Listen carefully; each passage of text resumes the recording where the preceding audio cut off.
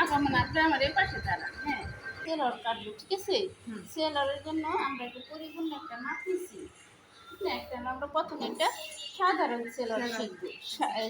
প্রথমে আমরা সেলরের মাপ নিচ্ছি 38, কোমর যেহেতু আমাদের ফিটিং এর সেলো কত 35, তাহলে আমরা কোমর ধরবো 42, ঠিক আছে? আর মুহুরি আমরা যেমন 11 ফিটিং আছে আমরা 12 ধরলাম, ঠিক আছে? তাহলে লম্বা হলো আমাদের 38, কোমর 42 আর মুহুরি হলো আমাদের 12, ঠিক আছে? তা প্রথমে আমরা একটা পরিমাপ অনুযায়ী এই যে কাপড়টা নিয়েছি, হ্যাঁ, নেওয়ার পরে আমরা প্রথমে কী করবো, এই যে প্রথমে একটা পাট কাটবো। প্রথমে আমরা 2 ইঞ্চি ফিতা দেবো, এই পাশে 2, এই পাশে 2 দিয়ে চার দেওয়ার পরে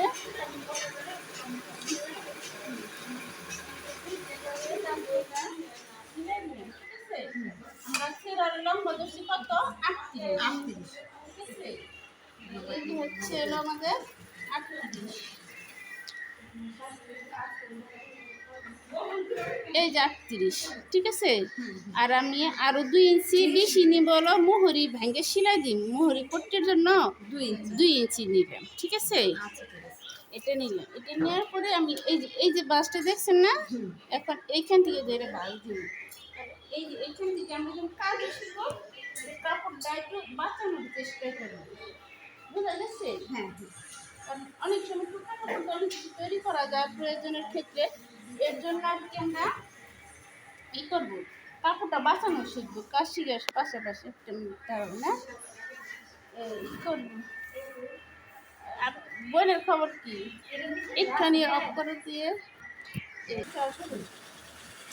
তাহলে প্রথমে আমরা কি করছি, প্রথমে 2 ইঞ্চি আমরা ফিতা করছি, তারপরে মুট লম্বা আমরা যে 38, তারপরে নিচে এক্সট্রা হলো মুহুরির জন্য আরো 2 ইঞ্চি নিচ্ছি, ঠিক আছে? বুঝা গেছে? তারপর আমরা একটা ভাঁজ দিছি, এখান থেকে আমরা এক্সট্রা একটু কাপড় বাছাইছি, ঠিক না? এটা কাপড় বাছাইছি, ঠিক আছে? এই যে এখান থেকে 2 ইঞ্চি মুহুরি, তাহলে আমাদের যে এই যে লম্বাটা আছে এখান থেকে মুহুরি দাগ দিয়ে নিই। তাহলে আমাদের যে মোট লম্বাটা আছে না, এটার আমরা 3 ভাগ করবো, 38-টা 3 ভাগ করবো। 3 ভাগ করলে আমাদের হাইট দিতে হবে, ঠিক আছে? মানে এই 38-টা 3 ভাগ করলে ছিল 12.5, তার সাথে 2 ইঞ্চি বেশি দিব আমরা। হাইটটা কোন দিক ধরে এটা কিন্তু ঘোরা দিই, এটা নিচে ঘোরা দিই, কিন্তু এটা একটু খোলা দিই, এই খোলা দিকে আমরা হাইট দিয়ে দেবো, ঠিক আছে? এগুলো তাহলে 38-টা 3 ভাগ করলে আসলে 12.5, আর আমরা 2 ইঞ্চি বেশি দিই, মানে 12.5, 13.5, 14.5। এই লম্বার মাপের সাথে হায়ের হায়ের মাপ 3 ভাগ হইব, তাই না? যাও হইব 3 ভাগ করলে যাইব, তাই এখানে দিতে হবে। হ্যাঁ, 3 ভাগ। তারপরে এটি আমরা হাইট দাগ দিলাম, ঠিক আছে? তারপরে হাইট শেপ কি হলো আবার তো বন্ধ, তাহলে বুঝা গেছে আমরা হাইট কোন দিকে ধরুন। সবসময় কিন্তু হাইটা খোলা দিকে থাকবে, কখনো কিন্তু জোড়া দিয়ে কিন্তু হাইট থাকবে না, ঠিক আছে? এটা হাইট। তারপরে আমরা যদি সেলরে পট্টি দেই তাহলে হাই শেপ কাটুন, হাই শেপ দিব না। যদি পট্টি না দেয় তাহলে হলো হাই শেপ দিব।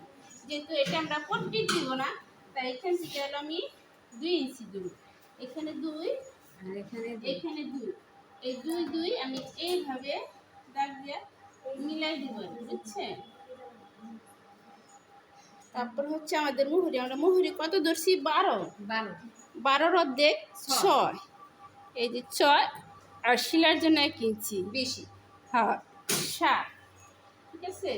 এই যে এখানে হাই শেপ একটা শেপ দিয়ে নিছি, আর এই পাশটার আমি স্কেলে এইভাবে দাগ দিয়ে মিলাই দিছি।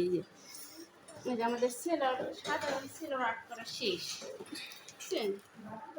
সহজ নিয়ম এটা।